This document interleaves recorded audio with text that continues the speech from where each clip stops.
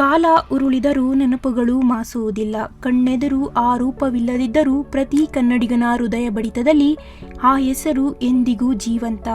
ಅವರೇ ಕರುನಾಡಿನ ಪ್ರೀತಿಯ Appu, power star Puneeth Rajkumar. ಇಂದು March 17, ಇಡೀ ಕರ್ನಾಟಕವೇ ಸಂಭ್ರಮಿಸಬೇಕಿದ್ದ ದಿನ. ಅಪ್ಪು ಹುಟ್ಟಿದ ಹಬ್ಬ.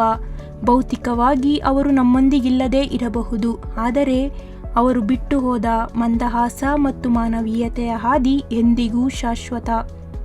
1975 ಮಾರ್ಚ್ 17 ತಮಿಳುನಾಡಿನ ಚೆನ್ನೈನಲ್ಲಿ ವರನಟ ಡಾಕ್ಟರ್ ರಾಜ್ಕುಮಾರ್ ಮತ್ತು ಪಾರ್ವತಮ್ಮ ದಂಪತಿಗಳ 5ನೇ ಮಗನಾಗಿ ಪುನೀತ್ ಜನಿಸಿದರು.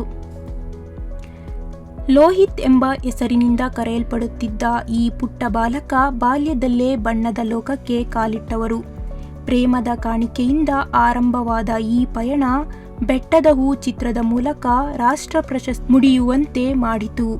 ಅಪ್ಪಾಜಿಯ ಹೆಗಲ ಮೇಲೆ ಕುಳಿತು ಬೆಳೆದ ಈ ಬಾಲ ಪ್ರತಿಭೆ ಅಂದೇ ಇಡೀ ಚಿತ್ರರಂಗದ ಕಣ್ಮಣಿಯಾದರು.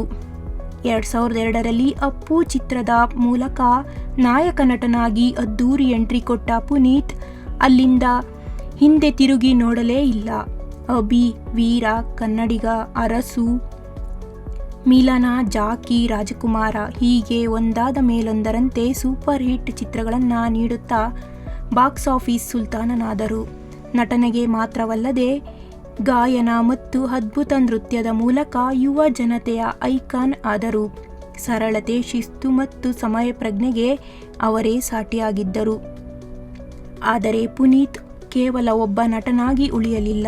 ಅವರ ಅಗಲಿಕೆಯ ನಂತರ ಜಗತ್ತಿಗೆ ತಿಳಿದಿದ್ದ ಅವರ ದಾನ ಧರ್ಮದ ಕಥೆಗಳು ಅದೆಷ್ಟೋ ಸಾವಿರಾರು ವಿದ್ಯಾರ್ಥಿಗಳ ವಿದ್ಯಾಭ್ಯಾಸಕ್ಕೆ ನೆರವು, ಅನಾಥಾಶ್ರಮಗಳಿಗೆ ಆಸರೆ ಮತ್ತು ಕೊನೆಯಲ್ಲಿ ನೇತ್ರದಾನದ ಮೂಲಕ ಮತ್ತೊಬ್ಬರಿಗೆ ಬೆಳಕಾದವರು.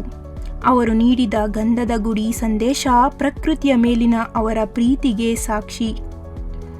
ಇಂದು ಪುನೀತ್ ಅವರ ಹುಟ್ಟುಹಬ್ಬವನ್ನು ಕೇವಲ ಸಂಭ್ರಮವಾಗಿ ಅಲ್ಲ, ಸೇವಾ ದಿನವನ್ನಾಗಿ ಅಭಿಮಾನಿಗಳು ಆಚರಿಸುತ್ತಿದ್ದಾರೆ.